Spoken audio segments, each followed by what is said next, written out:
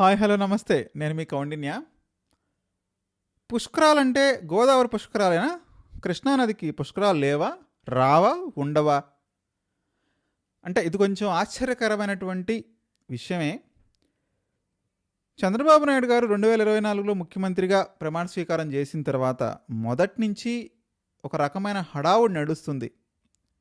గోదావరి నది తొందరలోనే పుష్కరాలు రాబోతున్నాయి, 2027లో పుష్కరాలు వస్తాయి, మనం ఎప్పటి నుంచే ప్రిపేర్ అవ్వాలి, ఇప్పటి నుంచే స్నానఘాట్లన్నీ కూడా బీభత్సంగా డెవలప్ చేయాలి, ఏదైతే రివర్లో పొల్యూషన్ లేకుండా చేయాలి, అంతా పక్కాగా ఉండాలి.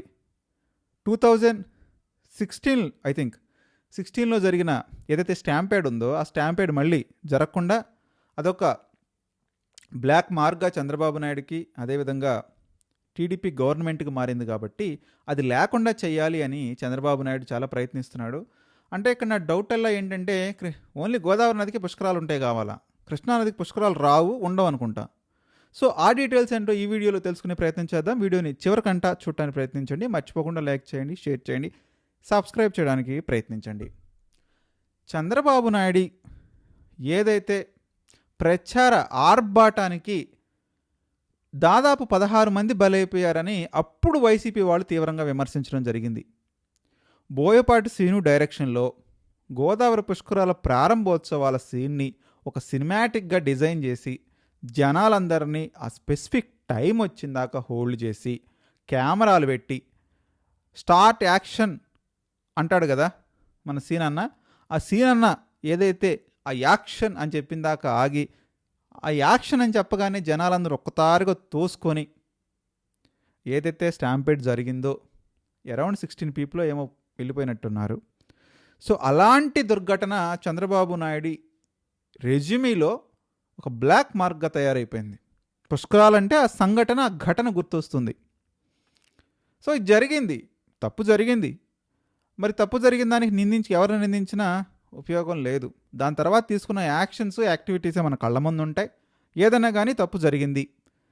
సో మళ్ళీ అదే తరహా ఘటన రిపీట్ కాకుండా ఉంటే మనకు అదే సౌభాగ్యం, సంతోషం. అదంతా ఒక చరిత్ర అయితే, ఇక రీసెంట్గా 2027లో గోదావరి నది, అఖండ గోదావరి మహారాష్ట్రలో పుట్టి తర్వాత తెలంగాణకు వచ్చి తెలంగాణ నుంచి ఆంధ్రప్రదేశ్కి కూడా వస్తుంది మహా అఖండ గోదావరి. సో అఖండ గోదావరికి పుష్కరాలు రాబోతున్నాయి 2027 నాటికి పోలవరాన్ని పూర్తి చేసి ప్రజలకి అదేవిధంగా పంటల్ని, భూముల్ని సస్యశ్యామలం చేస్తానని భీషణ ప్రతిజ్ఞ చేశారు నారా చంద్రబాబు నాయుడు గారు. నిజంగా ఆహ్వానించాలి.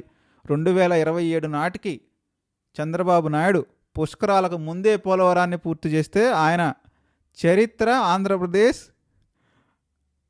హిస్టరీలో సువర్ణాక్షరాలతో లిఖించబడుతుంది. ఒకసారి అర్థం కాటన్ అయితే ఎలా అయితే అక్కడ విగ్రహం పెట్టుకొని రోజు కాటన్ బ్యారేజ్ని చూసుకొని సరార్దర్ కాటన్ మాకు అంటే లోకల్ టర్మ్స్లో చెప్పాలంటే మాకు బో పెట్టాడని చెప్తుంటారు. సో ఆ కాటన్ ఎలా అయితే చిరస్మరణీయుడిగా మారిపోయాడో రేపటి రోజున Chandrababu Naidu and his family కూడా చిరస్మరణీయంగా, అంటే ఈ రాష్ట్రానికి చంద్రబాబు నాయుడు ఇచ్చినటువంటి ఒక బహుమతిగా మారిపోతుంది. జరిగితే పోలవరాన్ని నీళ్లు నిలబెట్టగలిగితే, ప్రాజెక్ట్ కట్టడం కాదు, నీళ్లు నిలబెట్టాలి, ఆ నీళ్లు బీళ్లకు మళ్లించాలి. అప్పుడే చంద్రబాబు నాయుడు చిరస్థాయిగా రాజకీయాల్లో మిగిలిపోతాడు. రేపటి రోజున పోలవరం ప్రాజెక్టుకి చంద్రబాబు నాయుడు పేరు పెట్టినా కూడా ఆశ్చర్యపోవాల్సిన అవసరంలా. సో జరగవచ్చు, ఏదైనా జరగవచ్చు అధికారం ఉంటే. సో కాబట్టి అది జరిగితే చంద్రబాబు నాయుడు చిరస్థాయిగా నిలిచిపోతాడు కాబట్టి జరగాలని కోరుకుందాం. సో నీళ్లు నిలబెడతానని భీషణమైన ప్రతిజ్ఞ చేశాడు. అదేవిధంగా ఇప్పుడు ఏదైతే 2027 గోదావరి పుష్కరాలు, అఖండ గోదావరి పుష్కరాలు వస్తున్నాయో ఆ పుష్కరాలకు కూడా 2 సంవత్సరాల ముందు నుంచే around 2024 end of the year నుంచే బిగినింగ్ అయిపోయినాయి వర్క్స్. రాజమండ్రి స్టేషన్ డెవలప్మెంట్ కానివ్వండి, ఘాట్లు, పుష్కర్ ఘాట్లు నిర్మాణం అయితే కానివ్వండి, ఏదైతే రివర్లో పొల్యూషన్, ఈ వ్యర్థాలు వచ్చి కలుస్తున్నాయో, ఈ పేపర్ మిల్లు కానివ్వండి, ఈ ఇండస్ట్రీస్ కానివ్వండి, ఇండస్ట్రీస్ నుంచి వచ్చే వ్యర్థాలను అన్నిటి కూడా క్లీన్ చేసే ప్రాసెస్ ఆల్రెడీ స్టార్ట్ అయిపోయింది.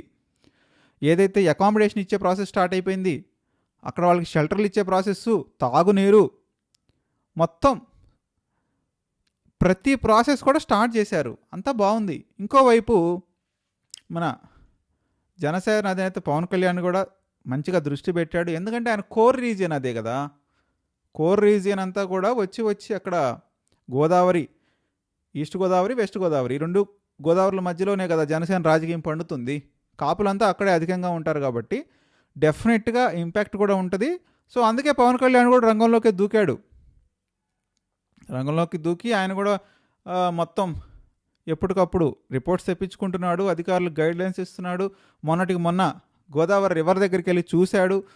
సో పేపర్ మిల్లో నుంచి వ్యర్థాలు వస్తున్నాయని అబ్జర్వ్ చేశాడు. వాళ్ళకి నోటీసులు ఇమ్మన్నాడు. అదంతా కూడా ఆపేయాలన్నాడు. ఏదైతే వేస్టేజ్ వస్తుందో ఆ వేస్టేజ్ని అంతా కూడా దారి మళ్లించాలన్నాడు. Pure water ఇవ్వాలన్నాడు. రేపటి రోజున పుష్కరాలకి అంగరంగ వైభవంగా సిద్ధం కావాలన్నాడు. నిజంగా సంతోషించాల్సిన విషయమే. మరి subject to correction, if I'm not wrong, 2028లోనే కృష్ణానది పుష్కరాలు ఉంటాయండి. అంటే గోదావరి అనేది పుష్కరాలు అయిపోయిన సంవత్సరానికే కృష్ణానదికి పుష్కరాలు ఉంటాయి. మరి కృష్ణానదికి పుష్కరాలు ఉంటే కనీసం ఒక్క మాట కూడా చంద్రబాబు నాయుడు మాట్లాడు. ఆ కృష్ణానది బేసిన్లో ఉన్నటువంటి మంత్రులు ఉంటారు, ఏదైతే ఆ రీజియన్ ఉందో, కృష్ణా రీజియన్ ఉందో, ఆ కృష్ణా రీజియన్లో ఉన్న ఒక మంత్రి మాట్లాడు కృష్ణానది కూడా పుష్కరాలు ఉంటాయి, కృష్ణానది కూడా పుష్కరాలు వస్తాయి అని. కనీసం అంటే జనాలకు గుర్తుందిలేండి, నాయకులు మర్చిపోయి ఉండొచ్చు, కనీసం ఒక్క మాట మాట్లాడరు. గోదావరి నదికి ఏమో 2024లోనే యాక్షన్ ప్లాన్ సిద్ధమవుద్ది. కృష్ణా రివర్కి యాక్షన్ ప్లాన్ సిద్ధం కాదా? లేస్తే విజయవాడలోనే ఉంటారు. మాస్టర్ ప్లాన్ సిద్ధం కాదా? రాదా? లేదా? ఏపీకి ఇప్పటి వరకు మేజర్ రీసోర్సెస్ అంతా కూడా కృష్ణా వాటరే. స్టార్టింగ్ ఫ్రమ్ అంటే అప్పుడు ఉమ్మడి ఏపీలో నల్గొండ, ఏదైతే అంతకుముందు కర్నూలు, నల్గొండ, సో ఇదంతా కూడా మేజర్ కృష్ణా నది పరివాహక ప్రాంతం అయినప్పుడు, సరే ఇప్పుడు నల్గొండను తీసేసిన కర్నూలు చూసుకున్నా కానివ్వండి, అంటే శ్రీశైలం ప్రాజెక్టు చూసుకున్నా కానివ్వండి, ఇప్పుడు ఇక్కడ పులిచింతలు కానివ్వండి, నాగార్జునసాగర్ తెలంగాణలోకి వెళ్ళిపోయిందిలే, అది వేరే విషయం. సో ఏదన్నా కానీ రీసోర్సెస్, పరివాహక ప్రాంతం, అదేవిధంగా సాగు విస్తీర్ణం ఎక్కువ ఉన్న ప్రాంతం కూడా కృష్ణా బేసినే. గోదావరి బేసిన్కి పోలవరం కట్టిన తర్వాతే సాగు విస్తీర్ణం వస్తుంది. మొన్నటిదాకా ఏముంది గోదావరి మీద? సరళ బ్యారేజ్ తప్ప ఏమైనా ఉందా ఏపీలో?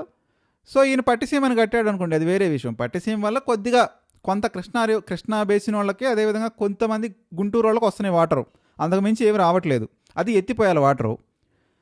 సో ఇంత మేజర్ రివర్ అయినటువంటి కృష్ణానదికి కనీసం పుష్కరాలు లేనట్టు, పుష్కరాలు రానట్టు బిహేవ్ చేయడం అనేది కరెక్ట్ కాదేమో అనిపించింది. సో మరి కృష్ణానదిని కూడా పట్టించుకోవాలి. కృష్ణానది కూడా నదే, కృష్ణానదికి పుష్కరాలు వస్తాయి. ఏదో విజయవాడ ఉత్సవం చేసినంత మాత్రాన మీ పని తీరిపోలేదు. మరి గోదావరి నదికి పుష్కరాలు వస్తున్నప్పుడు కృష్ణానదికి కూడా పుష్కరాలు వస్తాయి. గోదావరి నదికి నేను 3వ పుష్కరాలు చేస్తానన్నప్పుడు చంద్రబాబు నాయుడు గారు కృష్ణానది కూడా 3వ పుష్కరాలు చేసినట్టే ఆయన, as a chief minister of the స్టేట్గా. మరి ఎందుకు పట్టించుకోవట్లేదు కృష్ణానదిని? కృష్ణానది ఎందుకు గాలికి వదిలేశారు? కనీసం ఏదైతే పుష్కర ఘాట్లు ఉన్నాయో ఆ ఘాట్లు క్లీన్ చేయాల్సిన అవసరం ఉంది, రివర్ని క్లీన్ చేసుకోవాల్సిన అవసరం ఉంది, దానికి ఒక యాక్షన్ ప్లాన్ సిద్ధం చేసుకోవాల్సిన అవసరం ఉంది. మళ్ళీ కాబోయే ముఖ్యమంత్రి, యువ మంత్రి ఈ కృష్ణా బేసిన్లోనే ఉన్నాడు. ఈ కృష్ణా బేసిన్ అంటాం రీజియనే, కృష్ణా రివర్ రీజియన్లో ఉన్నాడు. మరి ఆ రీజియన్లో ఉన్న మంత్రి గారు కనీసం దాని గురించి మాట్లాడరు. నేను ఎప్పుడూ ఆ మంగళగిరిలోనే ఉంటాను, మంగళగిరిని ఈ దేశంలోని అత్యున్నతమైన శాసనసభ స్థానాల్లో ఒకటిగా చేస్తాను. ఐ రిపీట్, మంగళగిరిని ఈ దేశంలోనే అత్యున్నతమైన శాసనసభ స్థానాల్లో ఒకటిగా చేస్తానని గంభీరమైన ప్రకటనలు. నాకు ఒక ఆశ్చర్యం వేస్తుందండి, ఏమైపోద్దండి మీడియా అంటే, మంత్రి అయినంత మాత్రాన, కాబోయే ముఖ్యమంత్రి అయినంత మాత్రాన ఆయన అసెంబ్లీ కాన్స్టిట్యుయెన్సీని దేశంలోనే మొట్టమొదటి అసెంబ్లీ స్థానంగాను ప్రకటించినప్పుడు ఈ మీడియా ఏం చేస్తుందండి? ఎవరైతే న్యూట్రల్ పీపుల్ ఏం చేస్తున్నారండి? ఎందుకు అడగరండి వీళ్ళు? ఈ రాష్ట్రంలో 175 అసెంబ్లీ స్థానాలున్నాయి, 25 లోక్సభ స్థానాలున్నాయి. నీ అనే భేదం ఒక మంత్రిగా, ఒక ఎమ్మెల్యేగా ప్రమాణ స్వీకారం చేసినటువంటి మీకు ఉండకూడదు. ఈ రాష్ట్రంలో అంటే యాజ్ ఏ మంత్రిగా ఆయనకు ప్రతి స్థానం 175 అసెంబ్లీ స్థానాలుకి ఆయన మంత్రే. కేవలం మంగళగిరికి అయితే మంత్రేం కాదు కదా. కనీసం ఆ విషయాన్ని దృష్టిలో పెట్టుకొని మాట్లాడాల్సినటువంటి అవసరం ఉంది అని ఎందుకు ప్రశ్నించరండి?